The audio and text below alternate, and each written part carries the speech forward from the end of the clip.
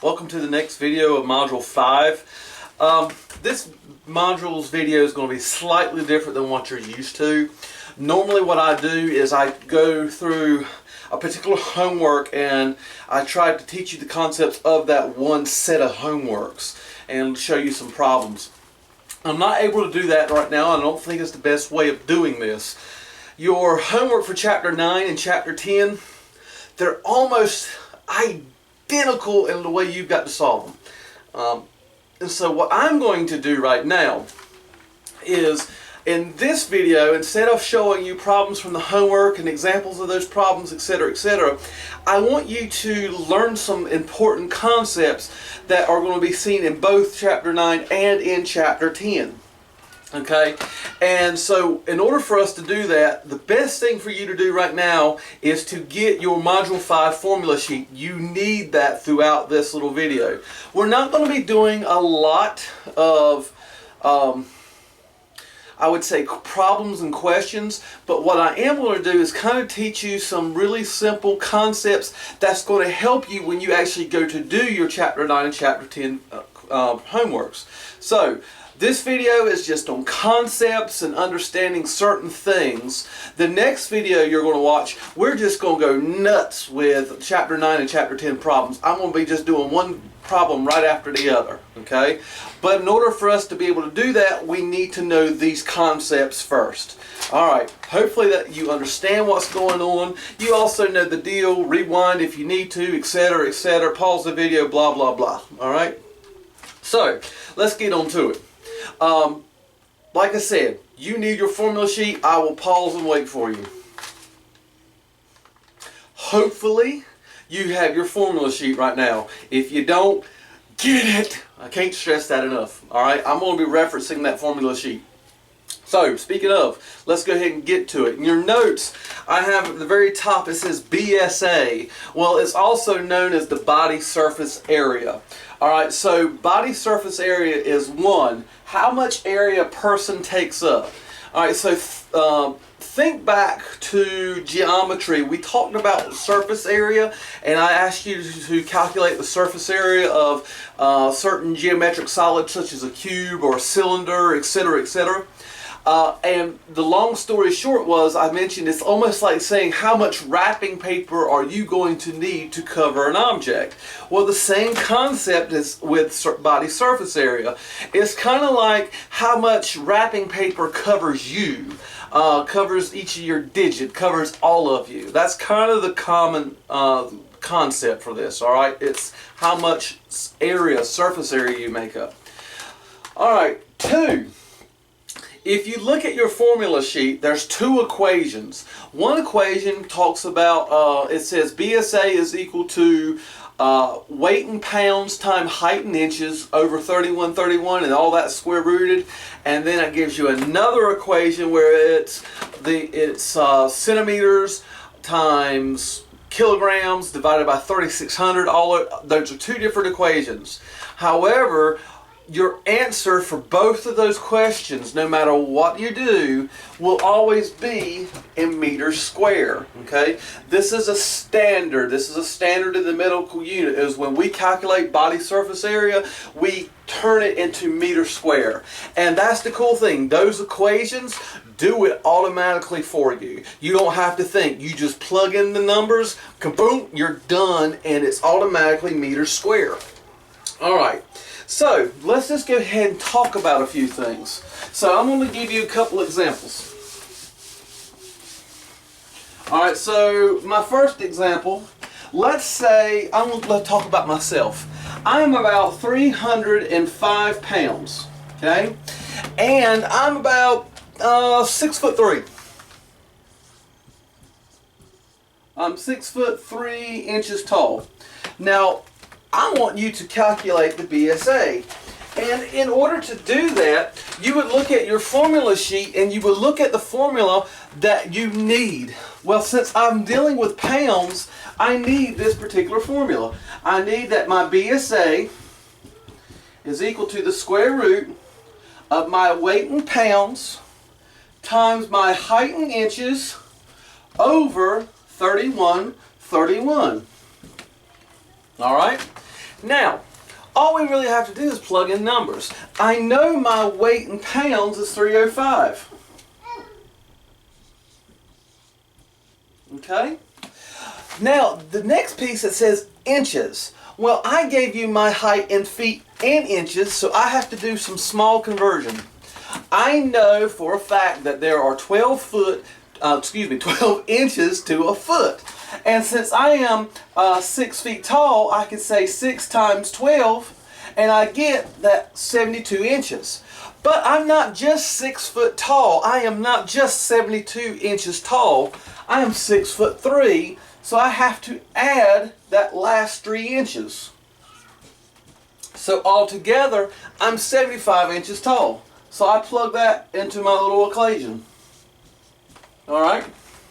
Now, it's just a matter of putting it all in your calculator. You're going to hit your square root button. No, let's do it this way. Let's do this multiplication first. I'm going to do it in 2 steps actually. Multiply 305 times 75. You get that the top number is 22,875. And now we can put all of this into our calculator. It is the square root of 22,875 divided by 3131. And I apologize, you might not be able to see this very good, but hopefully you can. That's what it should look like in your calculator.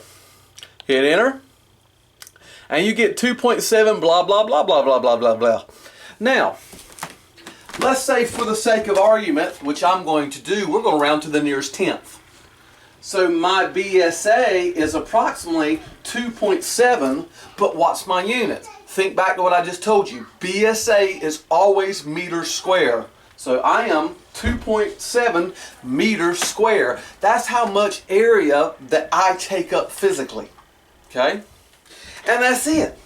And out of the BSA problems where you are required to calculate the BSA, this is the hardest one because you have to do a quick conversion from feet and inches straight to inches.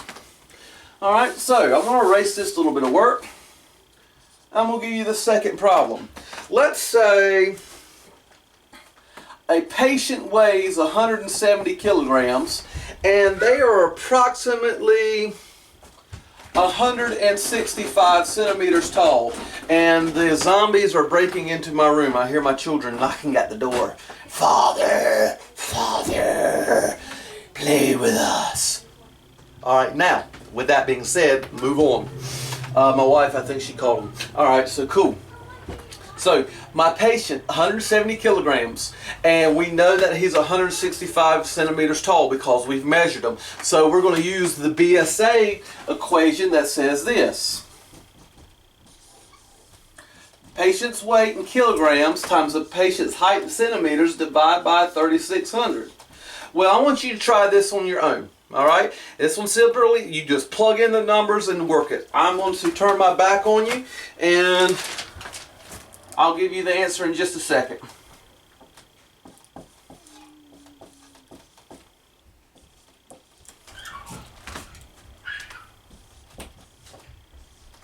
Now, what you should have gotten in your calculator was 2.79 blah blah blah blah. To write it out, 2.79 blah blah blah. You should have rounded to 2.8. And your unit, because it's BSA, is automatically meters square. Alright? Now, the question I have, most people, well, this is in inches, why has it got to be meters square? It's mathematical magic. Alright? It goes beyond even my comprehension, but what they have done in this equation, it automatically converts all these wonderful numbers and converts it for you, just through some mathematical magic. Alright, so that's BSA. So if I give you a problem, it's pretty straightforward. Plug in the numbers and you're done. No, I mean really no thinking all that involved. Alright, now, why is this important? Why do we need to know BSA? Alright, so first off, look at the next part of your notes and it says dosage calculation. And it says medications are given generally based on 2 things: Your first thing that it's based on is a patient's BSA. The second thing that it's based on is a patient's weight. And this can be either in kilograms or pounds, depending on the situation. Alright, so what does this mean? BSA is your surface area. The more surface area your body takes up, the more medicine you are needing. Alright? Medicine is also based on the weight. The more heavier you are, the more medicine you need. And I apologize for the screaming children in the background. I'm just not even editing it out. Alright, now, so that's why this is so important. Speaking of my children, and I've said this example before, you would not give my 2-year-old the same medicine that you would give me in order to do a small surgery. It would kill him because I'm way bigger, I take up more surface area, and my weight is way up. Okay? So that's why it's so important. Now, here's the thing. A doctor prescribes medicine sometimes based upon either your BSA or your weight. So let's give an example. So the doctors, I'm going to put doctor orders because you're going to see me write this in the next video. The doctor orders 0.1 milligrams per pound for a patient who weighs, let's use my weight, 305 pounds. Okay? So the doctor orders some medicine, 0.1 milligrams per pound. And so what I'm saying is for every pound of fat that I am, I got to get 0.1 milligrams of that medication to help me. So the question that we have to figure out is how much medication is needed. Well, on your formula sheet, it tells you something very simple. If I've given you the doctor's orders and the patient's weight, all you have to do is multiply. So I can say the doctor's orders times the weight. That's what your formula sheet says. So my orders are 0.1 milligrams per pound. Well, that's 1 pound. I'm going to multiply it by my weight, which is 305. Okay? And really, I could do the crossing out and everything, but just go 0.1 times 305. And when you do, you get 30.5 milligrams. So I need 30.5 milligrams of medication based upon my weight. Alright? That one's pretty straightforward. Here are your doctor's orders. It's medicine per weight, so just multiply it by the patient's weight. Alright? This time, for your second example. The doctor orders that you give a patient 20 milligrams per meter square. And meter square, what is that? When you see that meter square, it needs to be ringing bells because it's the only unit that's dealing with area in this entire module, and it should be ringing bells. This is the patient's body surface area. So the patient's BSA, we'll use me again, is 2.7 meters square because I was 2.7 meters square when we calculated that earlier. So look at your formula sheet again. In order to find out how much you need to take the doctor's orders and multiply it by the BSA. So doctor's orders times my BSA. Well, the doctor's orders is 20 milligrams per meter square times my BSA. And when we work this out, we just simply multiply.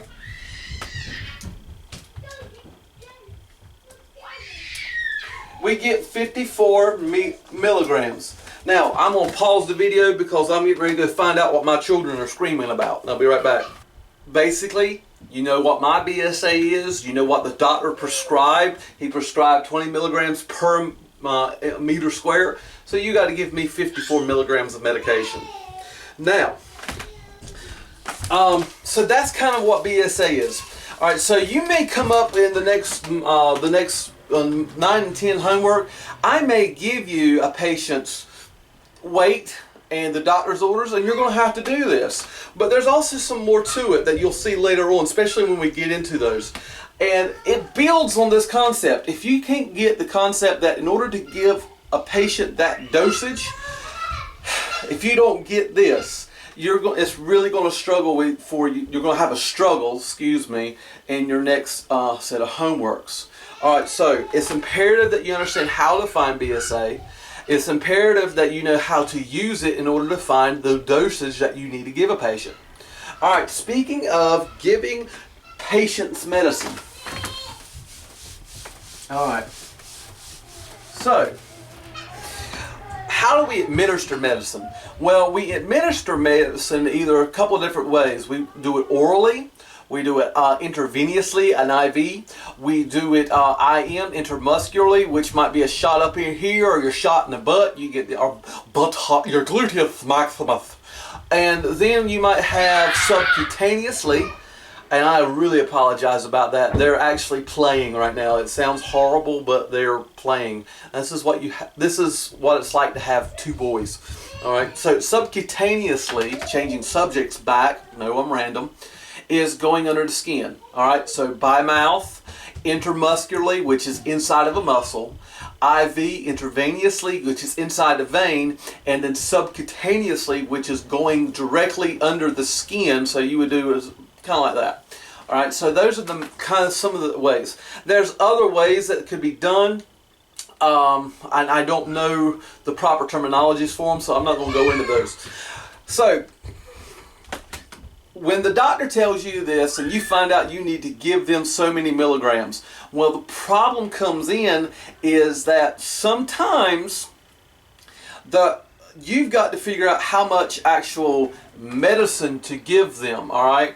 So what the doctor prescribes is what we call an active ingredient. So let's get to this. I'm kind of jumping the gun here. Let me read the notes and then we'll break it down. It says, we give you an equation to calculate how much medicine to give a person. I'm not going to talk about that equation. We're going to explain that equation in much more detail in the next video. But what it does is we use something that's called the strength of the medicine, how strong medicine is, to determine how much medicine we give to them. And I'll give you this. It says strength. It is how much active ingredient can be found in a given quantity. And strength, in that little box, you should write this. Strength is equal to H over Q. This is the active ingredient.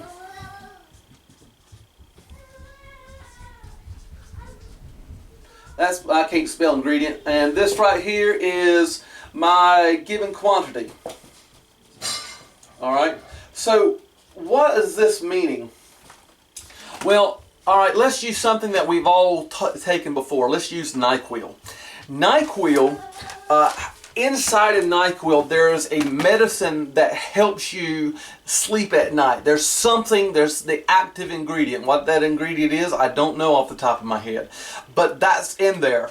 But not only is that active ingredient in there, but you have alcohol in it just to make you feel warm and fuzzy. There's alcohol in NyQuil. You also have food coloring. You also have some sort of flavor to kind of take away some of that strong taste away of the medicine. So and there's other little odds and ends in there. But the real important thing is that active ingredient. That's the thing that makes you feel better or is able to help you. All right, it's the same thing with pills, okay? Inside that pill has maybe a certain amount of active ingredient. However, the rest of the pill is some sort of placebo, sugar, or something like that that has no flavor or that your body can digest, but what it really needs is that simple active ingredient. All right, so that's what's happening. All right, the quantity on hand, which is this, the quantity given, is best example like this. Here we go. We're going to use this as my first example to kind of help you out. I have some acetaminophen. The acetaminophen is basically what we would know as Tylenol. All right. This is the active ingredient. Okay. Now look at what this says. I have 250, and then it says 500 milligram caplets. The 500 milligrams represents the active ingredient, and the caplets represents my quantity. So one caplet is 500 milligrams. All right. So the strength of this Tylenol happens to be 500 milligrams because that's the actual medicine that my body needs for, and then the quantity given, it is given in one tablet. So this is what we need to understand. Strength is how much active ingredient something has, and then how much of it I have to take to get that amount. All right, so in order for me to get 500, I need to take one tablet. Now this kind of breaks down into a very common sense question, which we'll actually talk more about in the next video. If I need 1,000 milligrams, well, how many tablets would I take? Well, that's simple. I need 2 tablets, because one tablet is worth 500. Okay, now we could have used that DH over Q times the stuff that you saw in your formulas, but why when it's a common sense? All right, we'll talk more about that in the next video. All right, so that's Tylenol. All right, let's do another one. Here we go. This right here is some generic Benadryl. All right, diphenhydramine. I don't know how to pronounce that, but diphenhydramine, something like that. Basically Benadryl. That's easier to say. So this funny word that I cannot pronounce, this is my active ingredient. Now look at what I've got. It says that I have 25 milligrams according to this label, and it's in a tablet. All right. So for this particular medicine, the strength of my medicine happens to be 25 milligrams in one tablet. All right, so that's example 2. All right, so what we're going to do now is I'm going to show you example 3. And I want you to see if you can figure it out. And I'm going to do it like this. We have some, here we go. So pause the video if you need to, and I want you to see if you can find what the H is and what the Q is.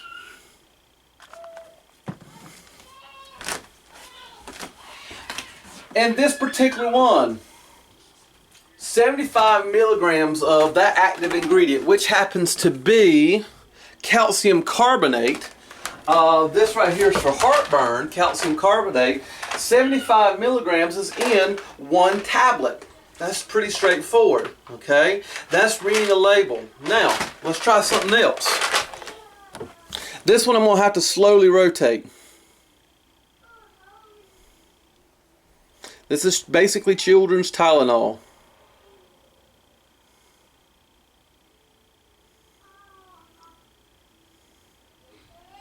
Alright. If you have to kind of rewind the video, you might need to take you a few seconds to do it. Alright. Now, hopefully you saw it. This one is slightly different. The first 2 was per tablet. Well, this particular one says that my medicine strength is 160 milligrams of that acetaminophen in 5 mLs. So what is that telling me? If I take a vial or a syringe or something like that, and I take out 5 milliliters of this liquid, and after 5 milliliters of this liquid gets me 160 milligrams of the medicine that I actually need for my child. All right, that's what it's talking about, strength. And you're going to see this a lot, especially when you're looking at liquid solutions like this type of medicine. It may be oral, or it may be something that has to be injected. Man, my boys are wild. All right, so 160 milligrams per 5 mLs. All right, let's do, what was that? That was example 3, 4? I don't even know what example number I'm on. Let's just say that was 4. So we're going to go to 5 now. Okay, hopefully this is 5. I don't know. And we have something else. Imodium AD is for anti-diarrhea. When you're sliding in the 3rd and you feel, well, I'll let you finish that out. That would probably get me in trouble. Anyway, so Imodium AD, anti-diarrheal medicine. Figure it out.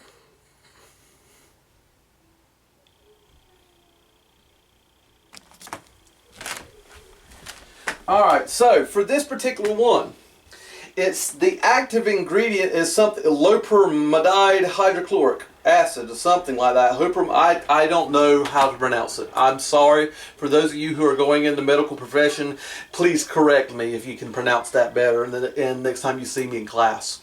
But you see that. So that's my active ingredient. But it says that my strength of the medicine happens to be 1, and that it happens to be every 7.5 milliliters. So I have to take 7.5 milliliters of this anti-diarrheal liquid to get 1 milligram of the actual medicine that my body needs. Alright? This is what it means to be strength. I know, and I've taken a little bit of time on this, but this is imperative that you're able to read labels. In your Moodle, I've given you some labels to practice with. Okay, please do that. I beg of you. If you're not doing that, you're going to have a hard time later on some other tests and things, especially if you're going later on into higher nursing and stuff like that. You really need to understand how to read a label. All right. Now, the last thing is simply this. Sometimes I just tell you what it is. Sometimes I will say, and we'll call this 6, that the strength of a medicine is, I don't know, 15.0 milligrams per 3 mLs. Well, what's my H? What's my active ingredient? Well, it's that 15 milligrams, right? Well, what's the quantity on hand? It's that 3 milliliters. Now, I haven't really been talking about this, but it is important. Notice that this is the active ingredient. Remember, this happens to be my H, and this happens to be my Q. You need to know which is my H and which is my Q, especially when you go into the next video and you have to use that equation, D over H times Q, all right, equals X. If you know medicine's H, you know the medicine's Q, you know the D, which happens to be the doctor's or desired dose, you'll be able to find out how much you're actually supposed to administer to a patient. All right, so that right there is everything in a nutshell that should be what you need to go into the next video and to do your homeworks. 1, you needed to know what BSA is, so we've talked about that. We also needed to know how to calculate some basic dosage by taking the doctor's orders and multiplying either by the patient's BSA or by the patient's weight.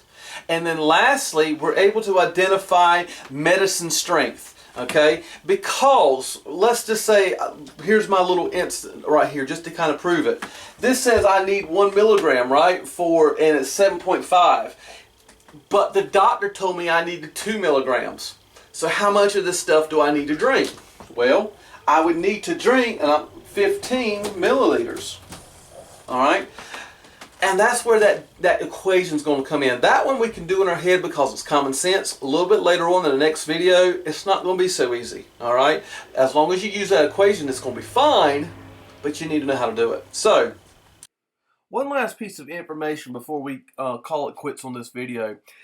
Medicines generally have 3 types of names. One, you have a chemical name. The chemical name is something that the scientists who make the stuff understand what that says and what it means. This basically describes how that medicine is made. 2 is the generic name. That generic name is something that we've heard before, like acetaminophen, but it's just the way we can communicate it. And then there's the actual brand name, such in this case you have Tylenol. And we also know that there's different brands of acetaminophen that you can buy. So just kind of be aware of that. There's three names, and especially for those of you who are going actually into the nursing, you really need to know this piece of information, especially the generic name and the brand name. You're going to have to be able to identify medicine based on both of those names. All right, let's go back to the video. Those are all the basic pieces of information that I feel that are imperative and are going to help you in the next video. So this video is done. I don't have to drink this, thank the good Lord. And I will see you in the next video.